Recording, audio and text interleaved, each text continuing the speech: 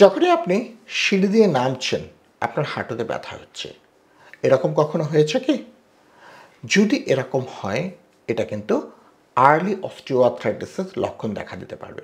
মনে রাখবেন, একদম প্রাথমিক পর্যায়ে অস্টিওআর্থ্রাইটিসে সিঁড়ি দিয়ে ওঠার থেকে দেখা যায় সিঁড়ি দিয়ে নামা বেশি কষ্টকর, কারণ সেখানে কিন্তু পায়ে তুলনায় বেশি চাপ পড়ে। তো এরকম হলে আপনি অবশ্যই পেন ফিজিশিয়ানের সাথে দেখা করুন। মনে রাখবেন, আর্লি অস্টিওআর্থ্রাইটিসের জন্য কিন্তু কোনো অপারেশন লাগে না। সাধারণত কিছু ওষুধ, ব্যায়াম এবং সেক্ষেত্রে যদি না কমে, কিছু ইনজেকশনের মাধ্যমে কিন্তু আর্লি অস্টিওআর্থ্রাইটিসকে ভালো রাখা যায়।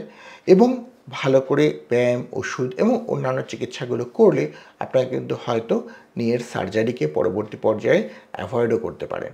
এছাড়াও শরীরের ওজন কম রাখতে হবে এবং আপনি যদি ঠিকমতো চিকিৎসা করেন, আশা করি আপনি অপারেশনকে অ্যাভয়েড করতে পারবেন।